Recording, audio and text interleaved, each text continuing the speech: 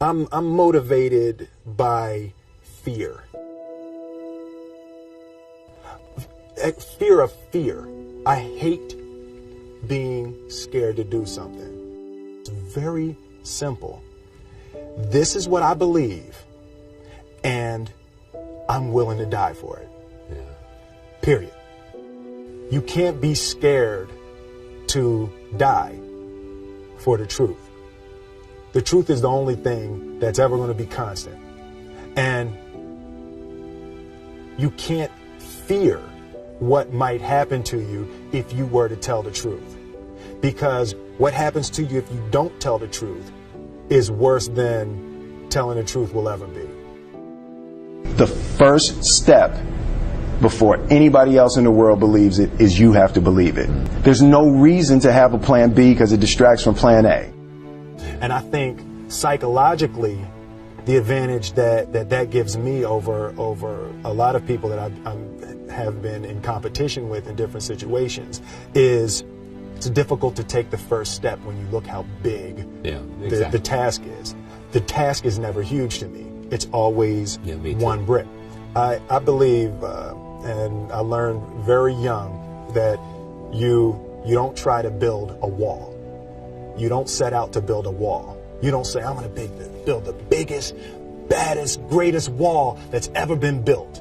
You don't start there. You say, I'm going to lay this brick as perfectly as a brick can be laid. There will not be one brick on the face of the earth that's going to be laid better than this brick that I'm going to lay in this next 10 minutes.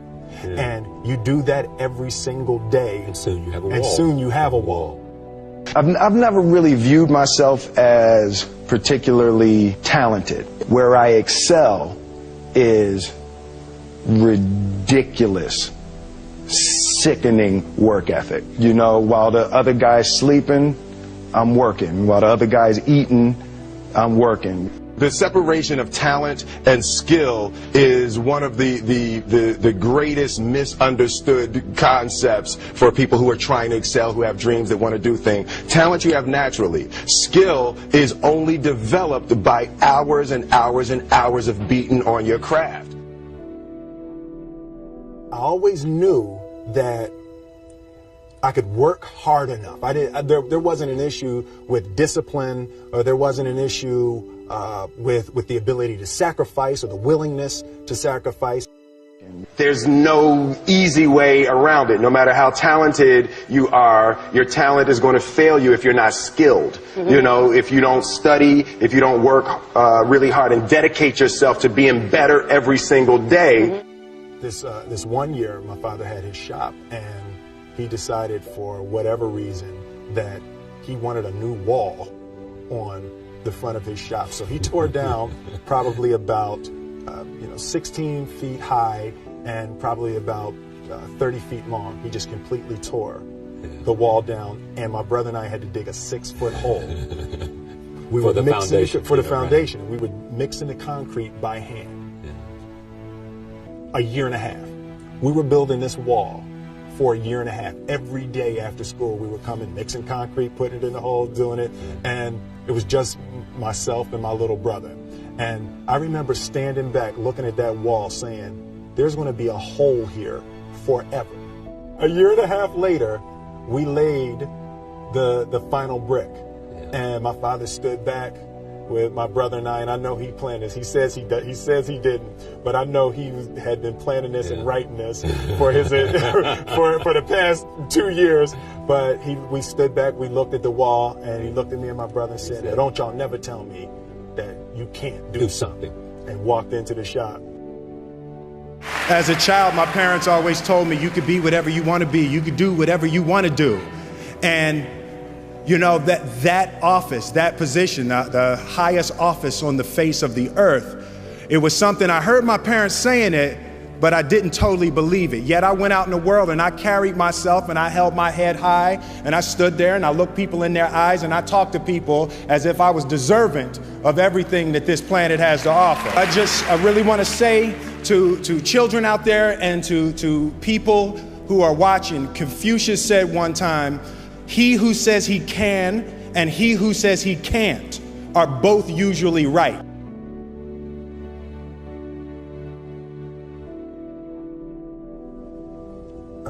having the opportunity to study greatness. And anytime you have that opportunity, there are certain intricacies that will make clear who you are. It becomes that much more clear who you are.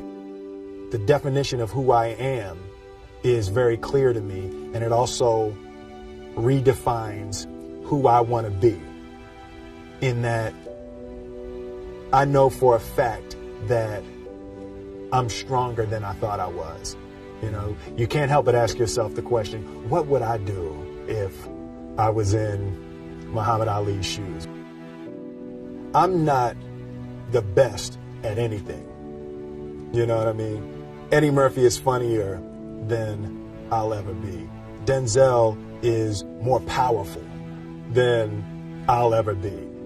I think that my strength is I can do everything well. You know, I can do a little bit of everything, and that's what I concentrate on to be my strength. I'll never be able to compete with Denzel. I enjoy connecting with people and ideas, and you know, I have a mission statement. So every year for probably the past 10 years, I've worked out a mission statement for myself. And for the last few years, the mission statement has stayed the same, and it's been improve lives, right? So when I go into something, I'm looking for how the quality of this piece could potentially improve lives. But it's all along the way. It's when you make the movie and how you're interacting with people in the process. And, you know, the concept of improving lives runs through the center of everything I do. And then I realized that the way to improve lives is to continually improve yourself, right? So with that, every morning when I get out of the bed, you know, I haven't fixed everything in the world yet, so there's always something to do. I want my life, I want my work, my family, I want it to mean something. If you are not making someone else's life better, then you're wasting your time. You know, like your life will become better by making other lives better. A few months ago, I said that I believe that if I chose to, I could be the president of the United States. And I think as I've had a chance to intellectualize why I said that. Yeah. And I think that there's a certain delusional quality that all successful people have to have. You have to believe that something different than what has happened for the last 50 million years of history. You have to believe that something different can happen. The one thing that I truly tried to communicate in the interpretation of Ali is the complex simplicity of greatness. And how greatness is not this wonderful, esoteric, elusive, God-like feature that only the special among us will ever taste. You know, it's something that truly exists in all of us. Loss is bound to joy. Like pain and suffering are bound to joy. The being able to survive something is actually a big part of being able to find that next wave of joy. You appreciate smaller things. I hated being scared, you know, that I didn't want to even take the meeting. I just hated that being scared to do something. And I think what developed in my early days was the attitude that I started attacking things that I was scared of.